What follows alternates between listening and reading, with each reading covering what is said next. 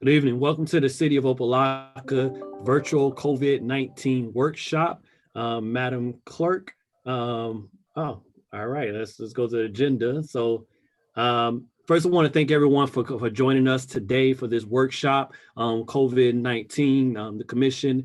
We believe that it will see fit that it's important that we give opportunity for a weekly update on the city's response to COVID-19. And also for us to come together as a working group to discuss the latest, actions that have been taking, that's been going on in the nation and the county, and how that relates to the city of Opa-locka, and give the commission opportunity to share and discuss our ideas with staff. So with that said, I want to welcome everyone to this virtual commission virtual workshop. Commissioner Baz, could you lead us in the invocation? Yes, sir.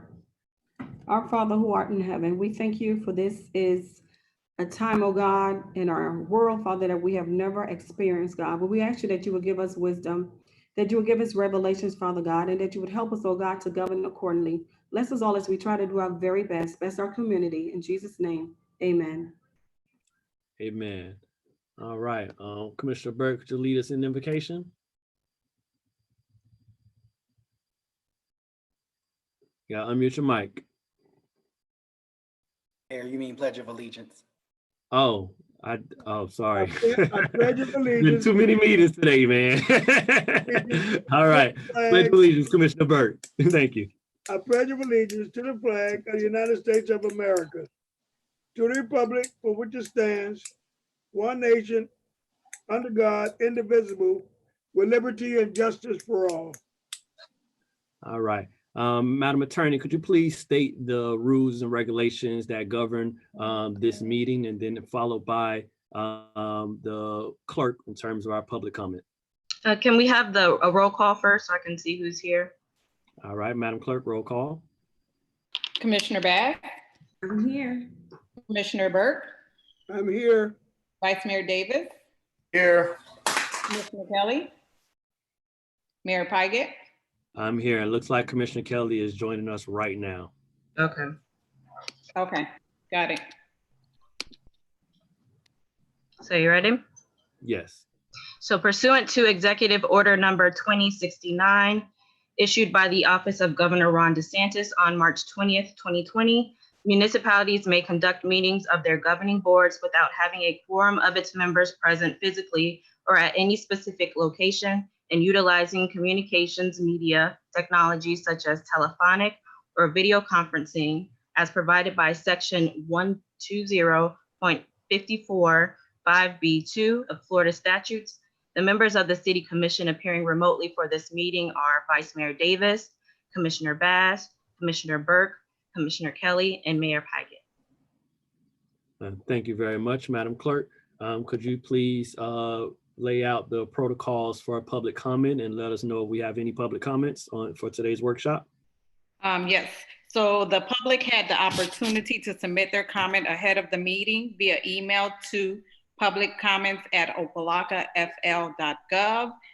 Comments submitted by members of the public by email will be read into the record during the meeting as long as they provide the comments by the deadline, which is 2 hours prior to the scheduled meeting time. Comments received after the deadline will be kept for the record, but will not be read during the meeting. And yes, Mr. Mayor, we do have one public comment. All right, great. So now it's the time for public comment. Could you proceed with reading into the record our public comment? Yes, Mr. Mayor. This public comment is from Gary Johnson, Glorietta Gardens, and he's the tenant president. And the email reads as follows. Please be advised that this message is out of great concern for citizens' rights and protection. This is in regards to the Opa-locka curfew that was passed and enforced by the city. My concern is, when will the curfew end? In addition to what data or CDC info the city is using to justify the continuation of curfew. Furthermore, the practice of curfew violations is not in accordance with the governor's concern as far as essential activities. This is the biggest violation. Due to the interpretation is defined wrong by the city. This is not just a law for daytime, it's also for night. Separation and 6 feet is the main purpose for the governor's law. Somewhere, the city veered away from that. Please take into consideration and thank you. That concludes the public comment, Mr. Mayor. All right, thank you, Mr. Johnson, for providing your public comment to the City Commission.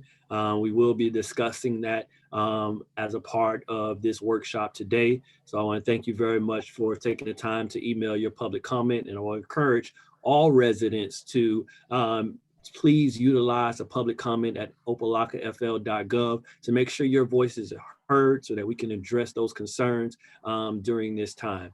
So with that said, let's move on to our discussion item, the city's response to COVID-19.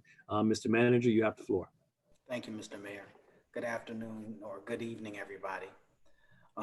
As everybody is aware, we opened up a COVID-19 testing site on Monday.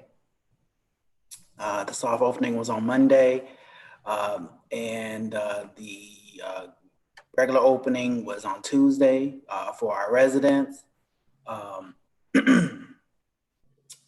The site has been kind of slow and kind of trickling in, I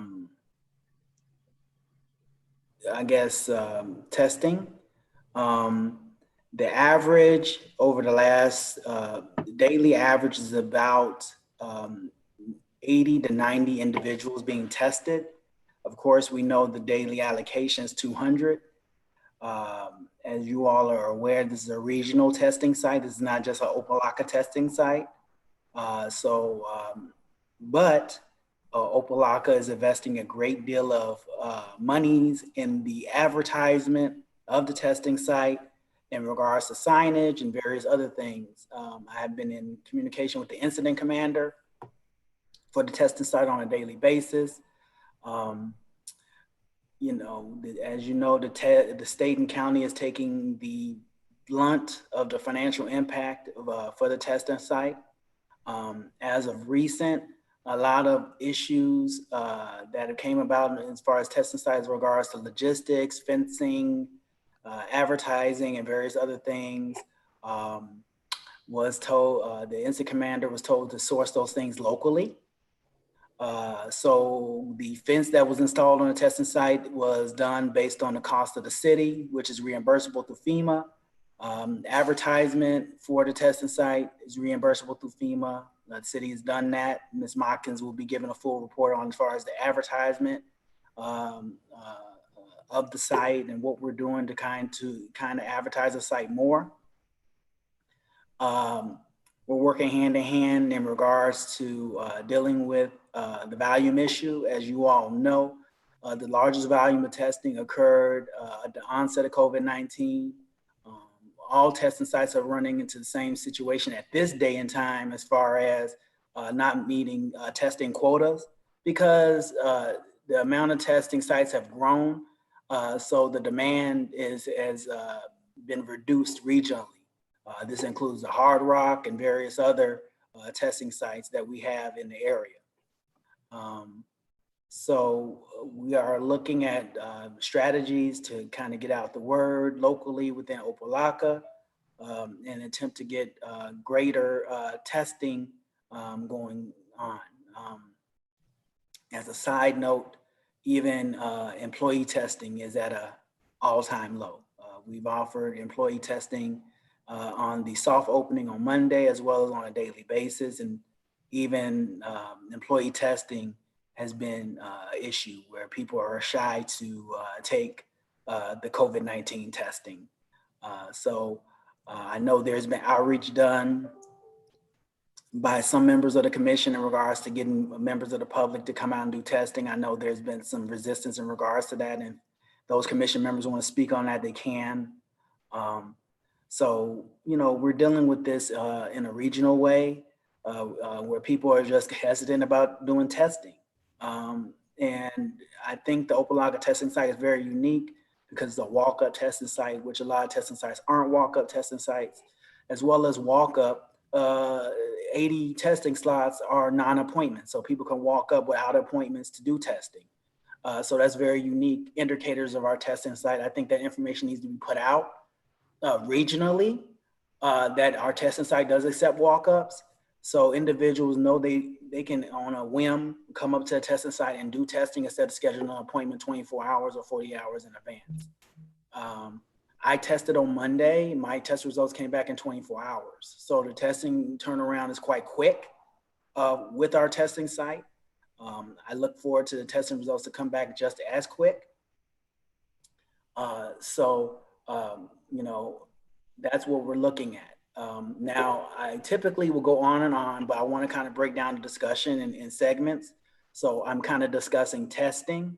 I'm going to ask Ms. Motkins to give her report, and then I'm going to ask her any questions in regards to testing, anything testing specific. Ms. Motkins. Good evening.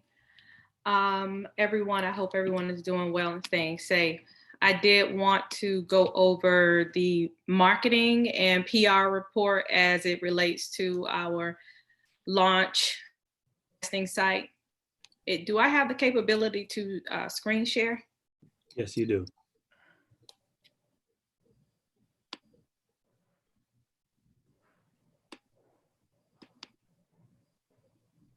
So this is our week report for PR and marketing initiatives. So what we were able to achieve within the week are several different alerts and press releases that went out in regards to the testing site. Created a red alert call that went out to the residents, talking points for several interviews, in addition to creating graphics that went on our social media sites in regards to the testing opening date, as well as the ongoing graphic that just illustrated where the testing was going and a bit of information in regards to it being for free. The Facebook header for the 94th birthday, which is different, but it's in here, so I included it. The press conference, we had 10 news outlets, total of 7 TV outlets. 4 of those were English and 3 were Spanish. 2 were print media and 1 was an online publication for a total of 10. And for radio, we were able to get an interview last Friday morning on the Ricky Smiley Morning Show. Mr. Pate, several items that are on here are in regards to things that we're talking about later. Can I go ahead and read them anyway? Yes, no problem. Oh, okay. We have negotiated several PSAs with Cox Hot 105, where they will be having 30-second commercials advertising the testing site, in addition to liners that will be read by disc jockeys, alerting listeners of the testing site. We received online and print news coverage from the Miami Times, miamidade.gov, South Florida Caribbean News. The Miami Herald did 2 articles, and 1 came out on yesterday that had nothing to do with COVID-19, but it was a very positive piece in regards to Opa-locka moving forward. Hopefully you all have seen that posted on the Facebook page. Television, Channel 10, Channel 6, 4, 7, Telemundo, Univision, and one couple of things that I just want to point out because I don't want to take up too much time. The press conference, we had 6 public officials, a Creole speaker, a sign interpreter. We ended with a front page story in the Miami Times. We had the story that I just mentioned in the Miami Herald in regards to Opa-locka's bright future. We did on average about 3 times as many engagements as you would have had the previous week on Facebook.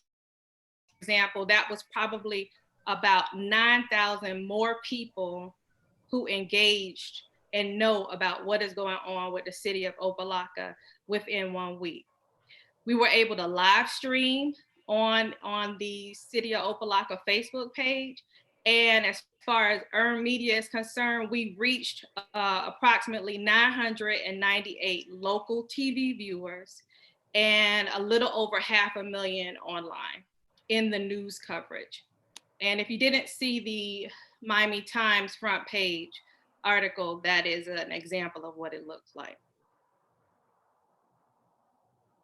So I want to congratulate everyone for your participation, for taking my phone call when I called you over the weekend after we did a logistical site visit, for opening up your email late Sunday night after the mayor's office approved the recommendation we put forth.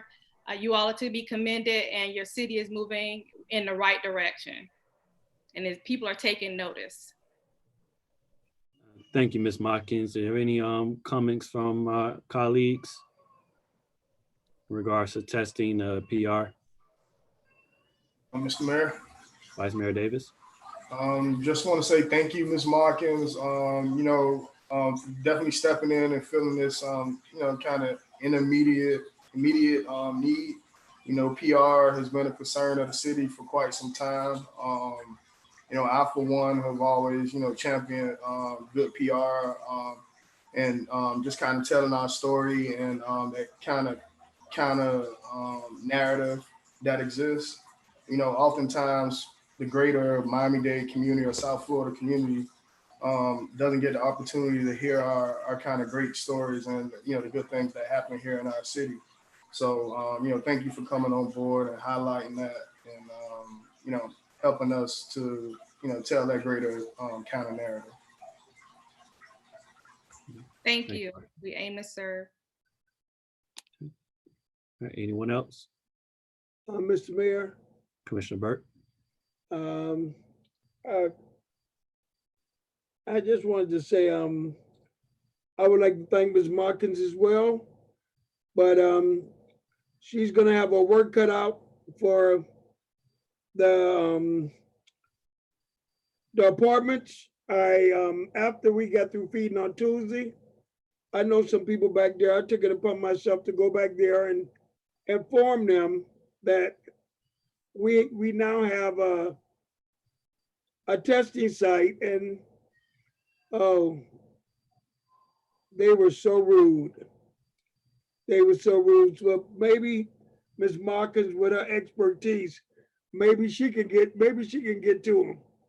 But I sure couldn't.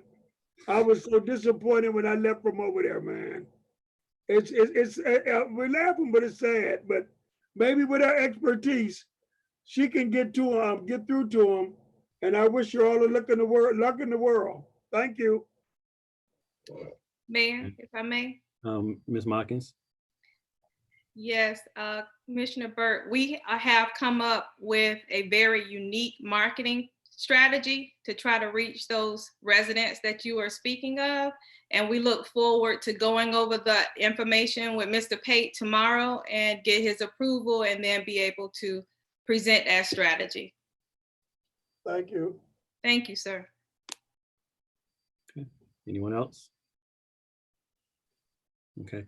I also want to just thank you again, Ms. Watkins. That press conference that happened this past Monday was impressive. I haven't seen that much media attention ever since my time being in the city of Opa-locka on a positive note, and to be able to have a balance between English and Spanish speaking outlets, along with the print and digital media, and getting all those elected officials here in the city of Opa-locka to witness such a momentous occasion of opening up a testing center for kids, asymptomatic people, was just phenomenal.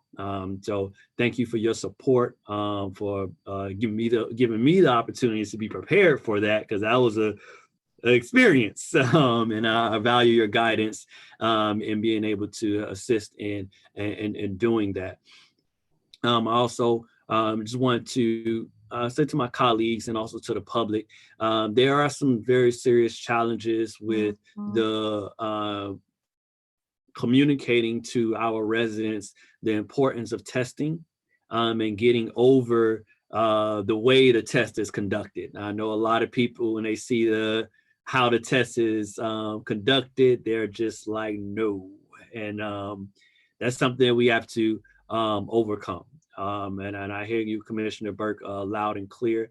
I've been out to the Blues since this has started, and I'll go back out there to find out what's going on with any resistance. But there's a lot of challenges that some of our people living in certain environments are having, and those frustrations are difficult to be able to manage on top of the general basis of the living arrangements and the conditions of life, on top of the fact that we're dealing with COVID-19 and then a curfew, the unemployment and these other stressors can cause a lot of stress, just to be straight up. So this is something that we all have to overcome to ensure that people know what's going on in the city of Opa-locka and the value that we're going to be bringing. So much respect for Mr. Manager and Ms. Motkins for putting the attention out there. And I would just strongly encourage everyone to go out and get tested. That's the only way we can really get a clear idea of the impact of this virus in our community, and also to figure out what additional resources we may need to bring upon the city to ensure that this disease does not run rampant and end up to a high mortality rate within the city of Opa-locka. So is there anything else in regards to testing before we move on? All right, Mr. Manager. Okay. We have two other subjects. I don't know if we want to discuss the mask again, but I did put it on the agenda just in case there was additional discussion on there. Not my item, so if Mayor Paget wants to discuss that towards the end, we can go ahead and do that. But I did want to make sure I put that on there just in case members of the commission want to kind of discuss that again. I kind of want to discuss the agenda item that's going to be in a special meeting. I did include it in this meeting so we can kind of discuss it so we can get through the special meeting quicker. And this in regards to doing additional restrictions in regards to businesses operating and based on the reopening plan that Miami-Dade County put out. As everyone is aware, typically I'm very quick to put out emergency orders in regards to COVID-19. This order is very unique because I know members of we have a very diverse opinion on the commission in regards to dealing with the reopening of services within the city. So I wanted to take the opportunity to kind of discuss the matter. So as everybody's aware, on Monday, effective Monday, Miami-Dade County initiated their new norm and opened up various businesses at 50% capacity. Opa-locka businesses opened at a 50% capacity on Monday. Part of the reason is the county put out the order late.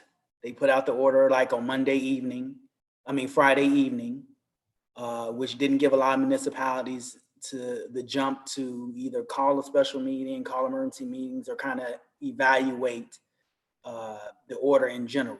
Of course, it was discussed in mayor's meetings, it was discussed in city managers' meetings, but it was very vague.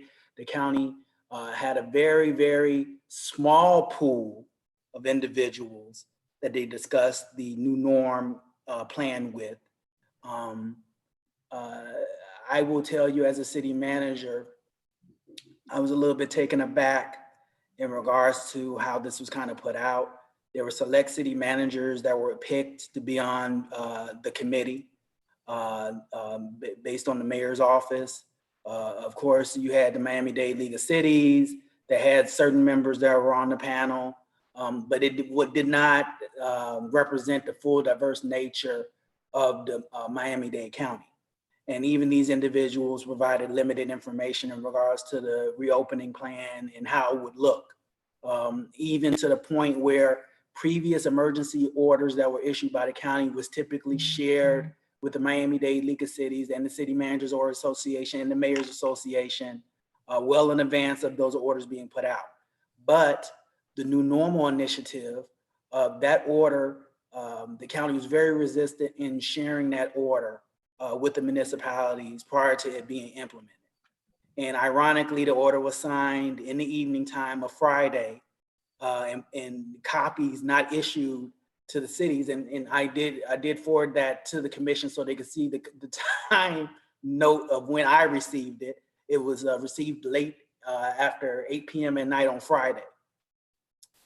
Because the city has been at the reopening based on the new normal, I wanted to get the input on the commission if we should implement this emergency order, if we want to wait another week to see, number one, where we're looking at as far as COVID-19 testing, and number two, seeing how our residents are adapting to the businesses opening back up. What I don't want to do is initiate this order and issue it and then have issues with enforcement prematurely, because we would be dialing back what the county is doing 4 days into the county order being in effect. My recommendation is to potentially defer this item until next week for further discussion. But I do want to hear from the commission and from department heads, if anybody would have for any further input, to see how we want to move forward with this. All right, the floor is open for a discussion on the emergency order the manager is proposing in the special commission meeting. I don't want to go too deep into it because we do have a commission meeting in which we will fully discuss the item. I want to make sure that we are discussing all the other information in regards to COVID-19, like what are we doing in terms of recreation and engagement, and our call center and a few other things. So I open up the floor for responding to our manager's executive order in regards to the businesses. Any of my colleagues want to jump in on that? Mayor Paget, I'll reserve my comments for upcoming meeting. Okay. Mayor, Commissioner Kelly? To the manager, you just got the order. You said you really prefer to wait to see how it plays out or whatever, since we're only into it for 4 days. Is that what I'm hearing you suggest? That's correct. That's correct, Commissioner. And as well as input that I received in regards to this, since the order's out, seeing how our residents kind of react to the businesses reopening. Biggest thing is, for me, because of the town Opa-locka is, like, we're a huge commercial, we're a huge industrial, right? And so dialing back the order would shutter our commercial and industrial businesses again. And so, I want to see, my recommendations is see if there is an issue with enforcement as far as social distancing and regardless of other issues. I want to get at least a week's data, 7 days data from the police department to kind of see where we're at with that, because I don't want to shutter, I don't want necessarily shutter our industrial and commercial businesses.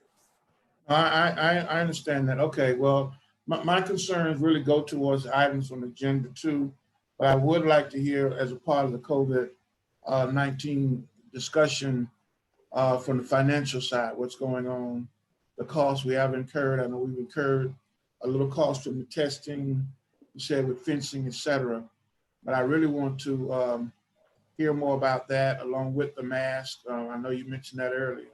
That's really what I want to hear about in terms of this this discussion in the workshop, Mr. Mayor. Understood. Yes, sir.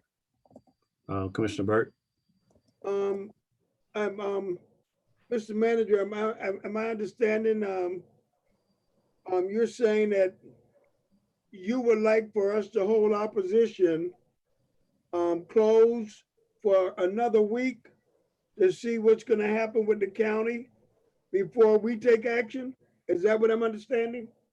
So what I'm asking is potentially to hold position on this to see if there's any negative consequences to the city of Opa-locka based on the county's order of the new normal reopening plan. Again, my concerns are dialing back to 25% capacity and various other restrictions that other cities may have that we're looking at in the area could shutter our industrial and commercial businesses again. And is that something the commission wants to do? The second thing is I have North Miami that is moving towards the new normal plan enacted by the county. I have Miami Gardens to our other end that has dialed back the new normal to 25% capacity and various business categories remaining closed. So you're looking at both ends of the coin in regards to what our municipalities to our left and right are doing. And also, like I said, I'm looking at the industry that our city has, and do we want to shutter those those industries for an extended period of time of maybe another 30 days, since they potentially have been allowed to reopen based on this plan? Or we can edit our plan totally and just exclude those businesses and allow those businesses to reopen as a part of the emergency order. So there's various directions we can go with this. All right, so as I said, this is a conversation that we can have at our special commission meeting exclusively and talk on that. I know that during this time, the commission and the public wants to get more clear understanding about the updates that we have. If there's not any other comments on this item that's going to be at the special commission meeting, I'd like to lay out what we'll go through within the next 27 minutes we have remaining. Mayor Paget? Commissioner Bass? Just a quick question. The last count I saw, I believe it was 287. Is it still the same? We just had a report that was just released maybe 30 minutes ago. And I can look at it right now immediately. Our count is at 300 now. Whoa. Mayor? Commissioner Burt? I mean, that's Commissioner Kelly. Oh, sorry, Commissioner Kelly. I had asked about the financial side. I don't know, the manager didn't respond. I don't know if he was waiting for that or whatever, but I was asking, that's really what I wanted to hear about in this segment. Okay, so this is what I would like to get a clear understanding of. I know I provided the manager with a list of priorities for the COVID-19 and for right now to consolidate the time to ensure that we tackle the major things. I would like us to, number one, get an update on our finances in terms of how much has been expended in regards to COVID-19 and what those expenditures were part of.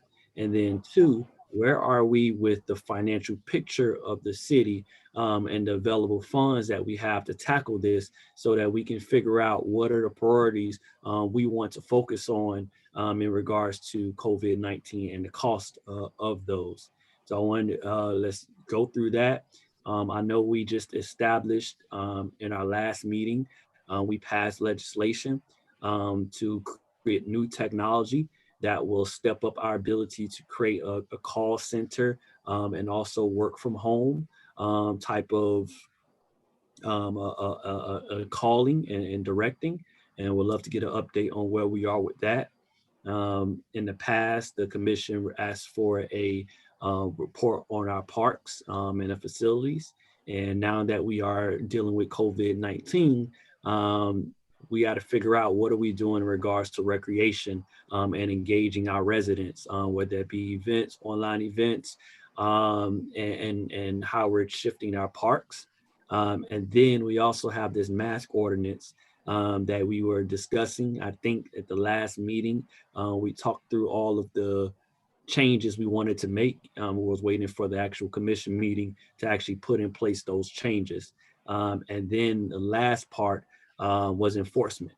We had a very lengthy conversation about enforcement. We all got data in regards to that. And I think that's a conversation that we need to address, considering the fact that our only public comment did also deal with enforcement. So I want to try and get all that in within this 20 minutes. So we can quickly run through the finances and have that conversation to start off. That would be great, Mr. Manager. Okay, I'll give the floor to Robert Anthony, our budget administrator, that can kind of discuss COVID-19 expenses. Good evening, Mayor, Commissioners. The last numbers I gave you were as of 2 weeks ago, and we had 131,000 we could identify at that time. I have not gotten all the daily changes, but some of the big items since then is we acquired 36,000 masks for $23,000. The thermal sensor, which has been discussed, for another 10,000. And the other big item, when I get it, is going to be police overtime for the period that ended on May the 13th. The police overtime was rather large on the first 2 week period. It was scaled back on the second 2 week period. I'm guessing, without having actually seen the data, that'll probably be another 10,000. So if you start with 131, add the 10,000 for the thermal sensor, the 23,000 for the 36,000 masks, and probably another 10,000 for police overtime, including benefits, we're probably up in the range of about 175,000 at the moment. These are all suitable for submission to FEMA. FEMA reimbursement for the portion that's approved is going to be 75%. So 175,000 is a large amount of money, but it's not all. When you get to the bottom line, it should be obviously a much smaller percentage.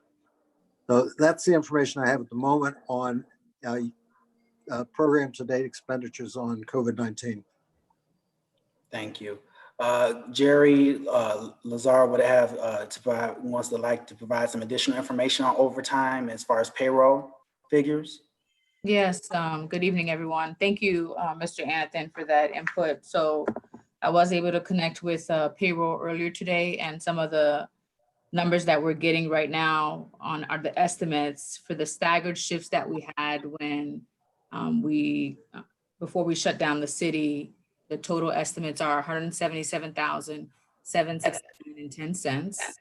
And the police overtime with employment taxes, as well as benefits, FRS contributions, as well as the staggered shift, that includes that as well.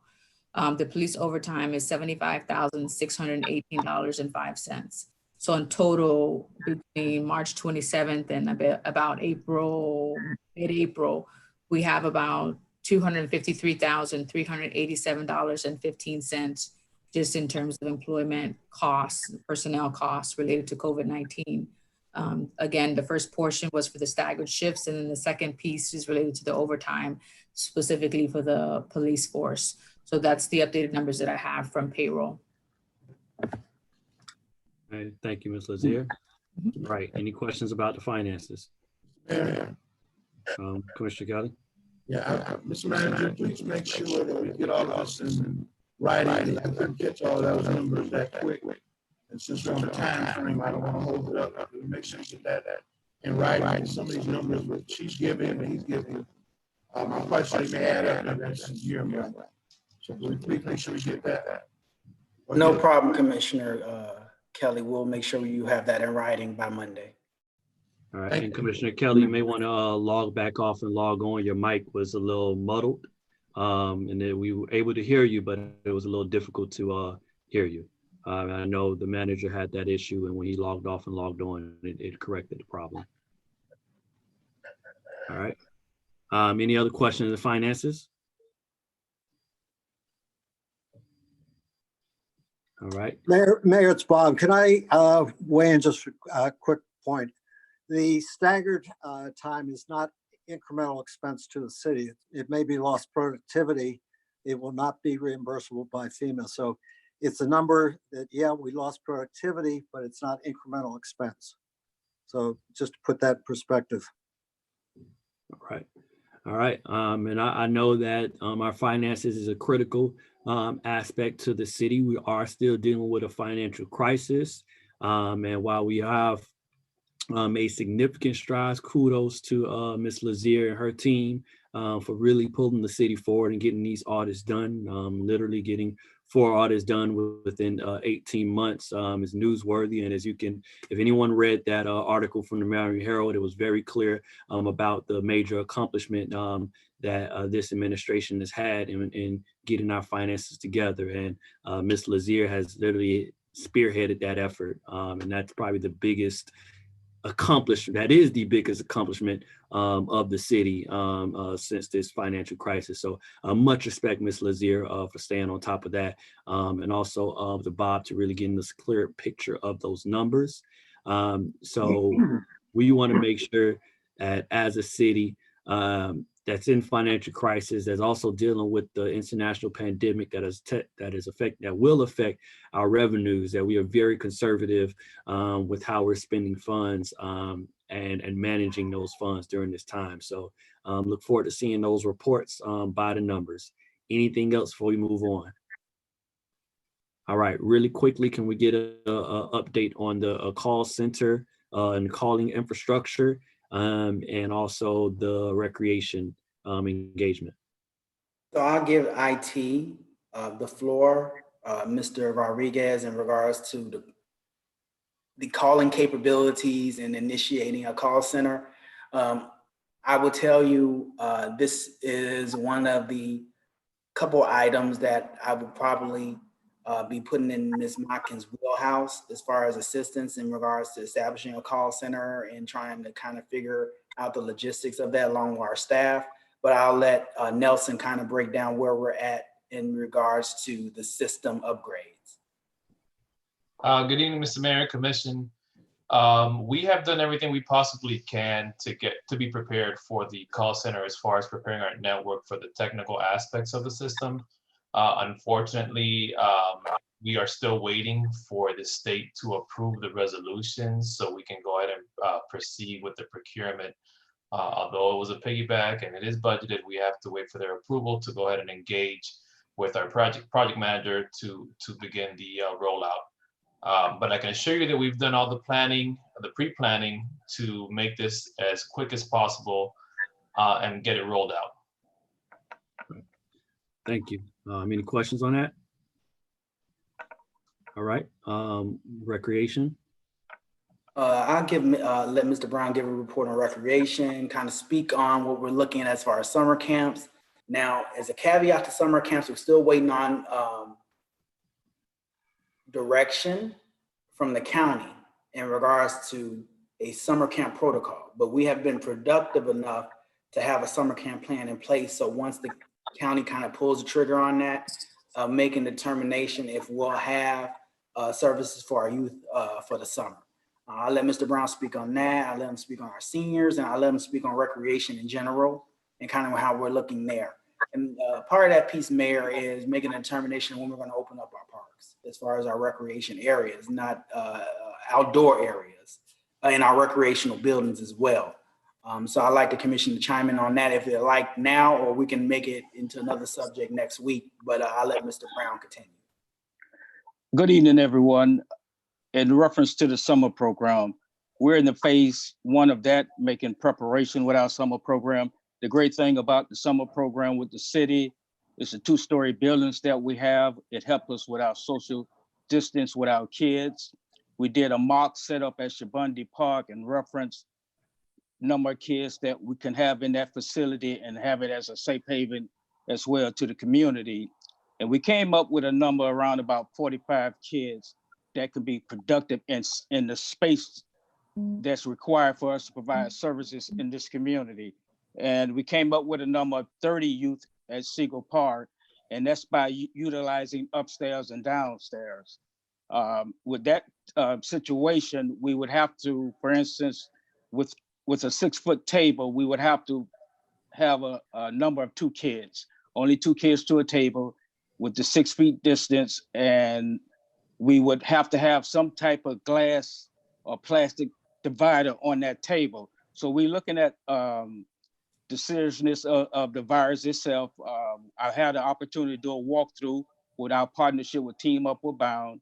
They understand some of the concerns that we were mandating with them in reference to the employees having masks, which our employees to have masks.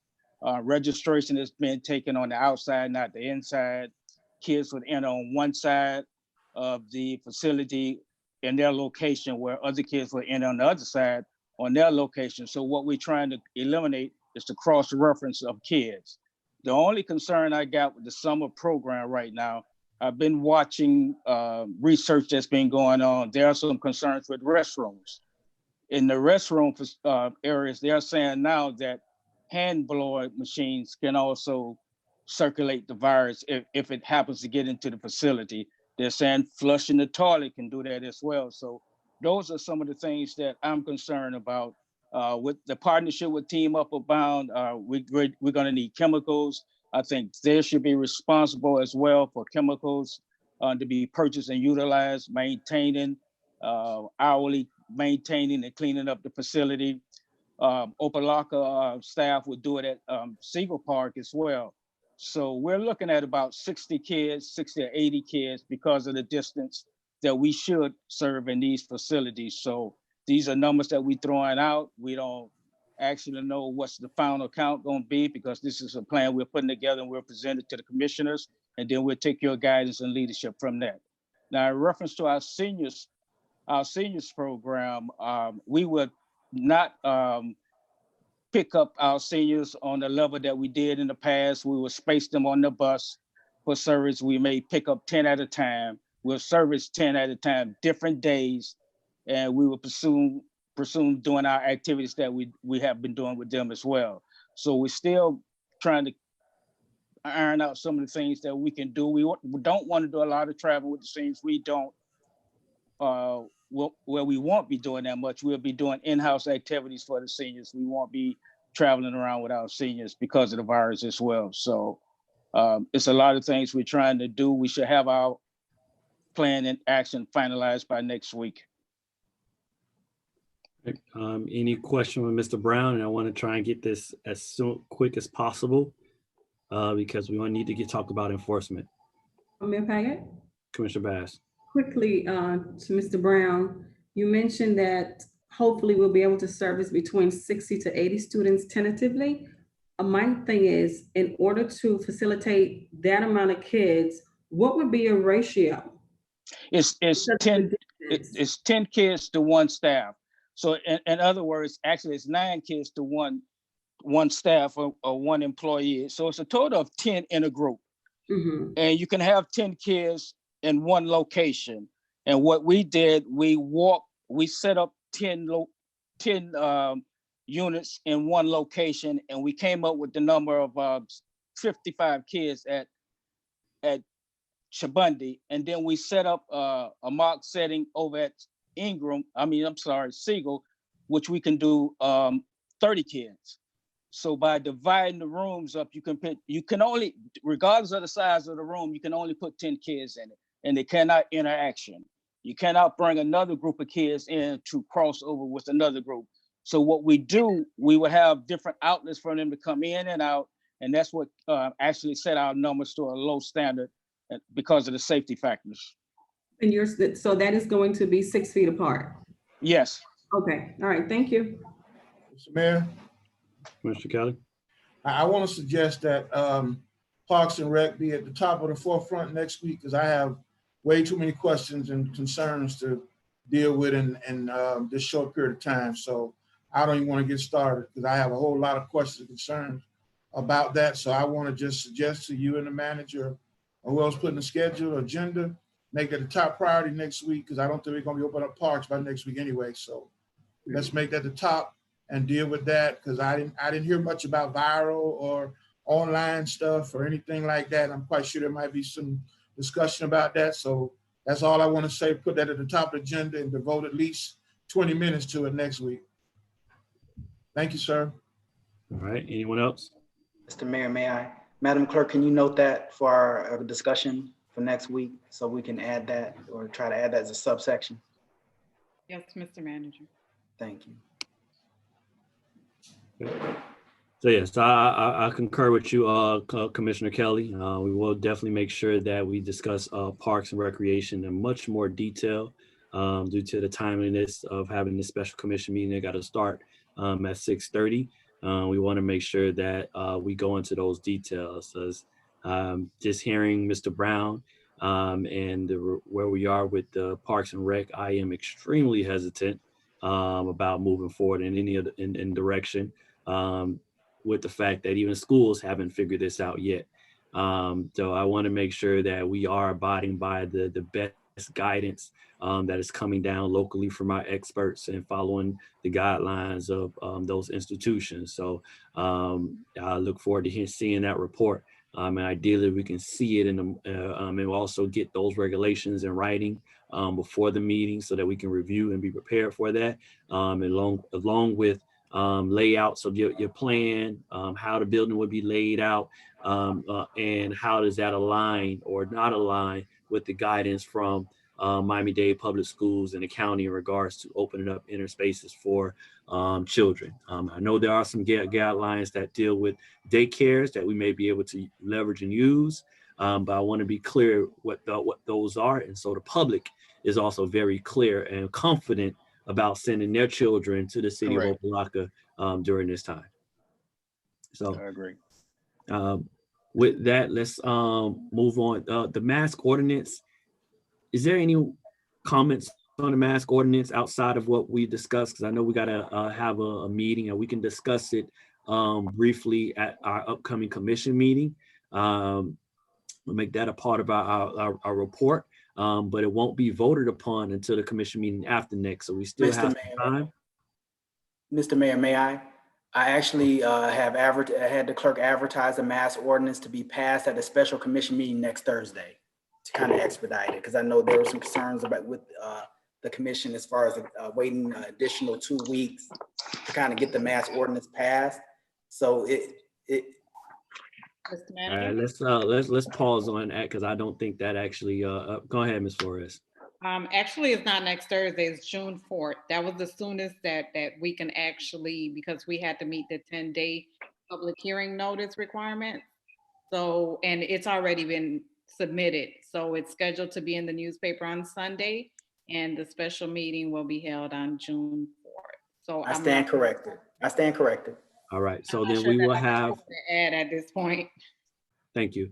So then we'll have time to discuss that at next week's meeting alongside with the Parks and Rec. So let's go into this enforcement. As one of our residents noted, there are some issues with the enforcement of the curfew within the city of Opa-locka, and even questions about the curfew. In last meeting, we discussed very thoroughly and in detail some of the issues that we've been hearing with our residents in regards to curfew. I guess y'all can hear my little one crying. Sorry. Oops. Hey, I'm home, y'all. Not her curfew yet.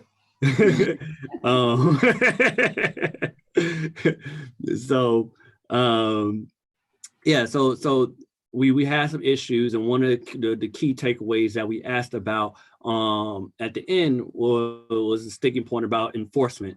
And one of the things that we continue to press upon is taking people to jail and enforcement. We received a report the next day that, if correct me if I'm wrong, Chief, we had 29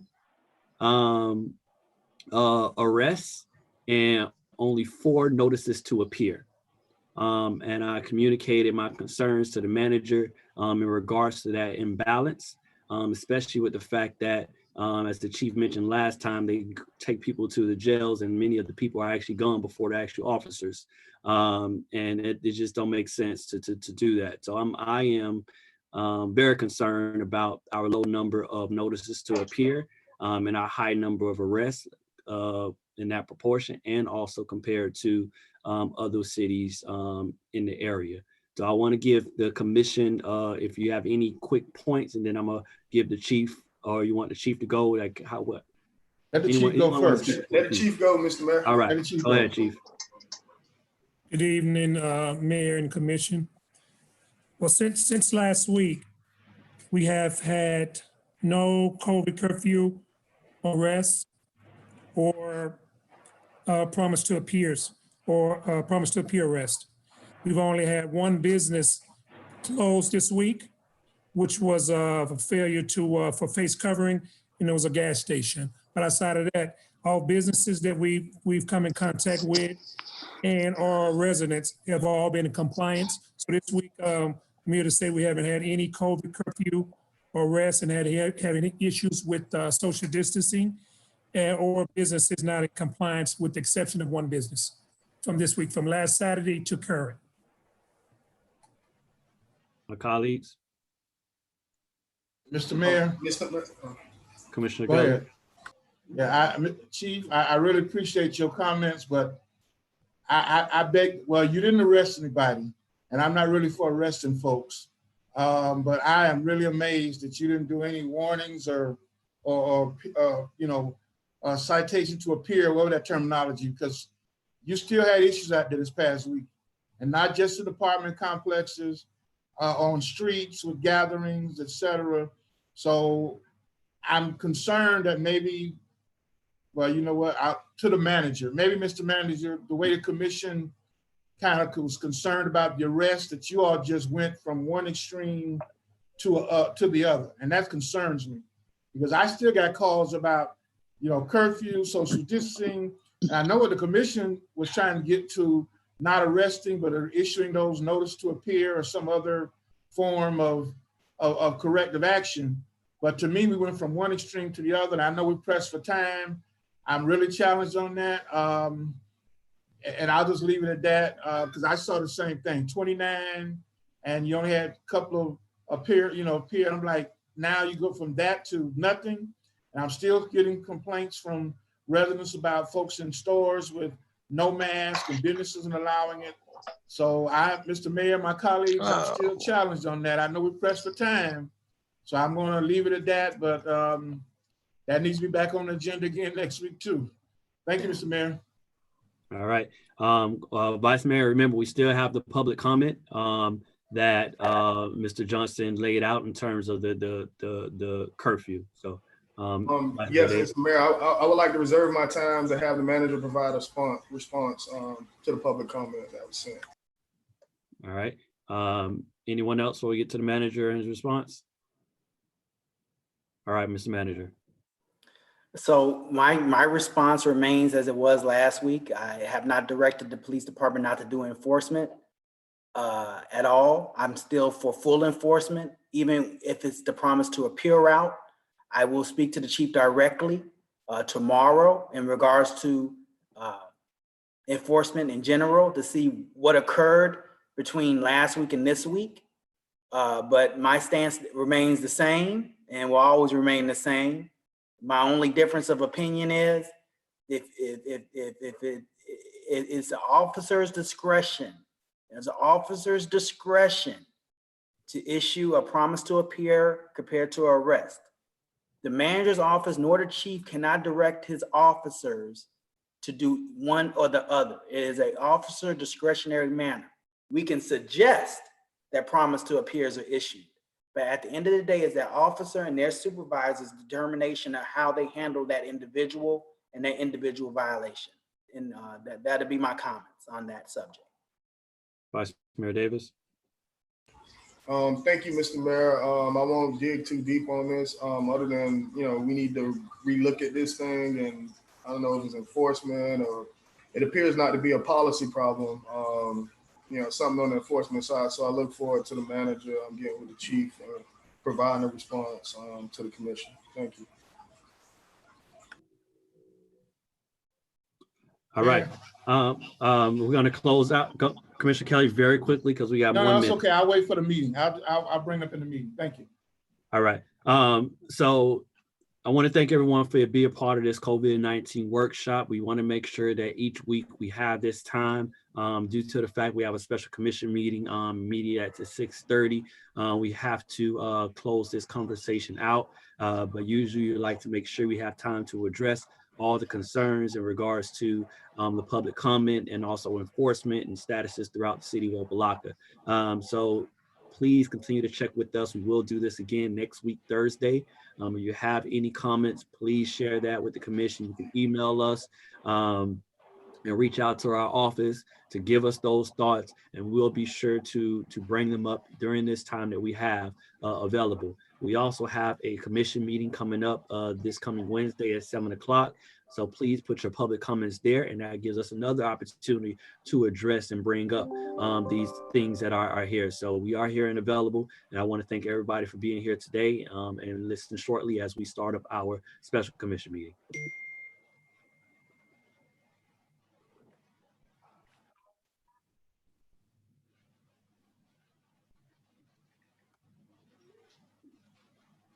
All right, Nelson, let me know when you are ready.